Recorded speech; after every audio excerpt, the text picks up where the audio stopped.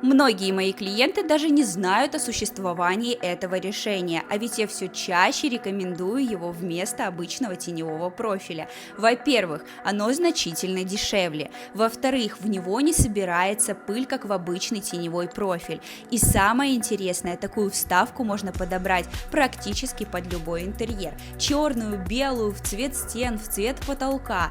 Когда я показываю это решение, многие даже не знают, что существует эта альтернатива. Если вы планируете ремонт и хотите знать о современных решениях еще до начала работ, напишите мне слово «проект».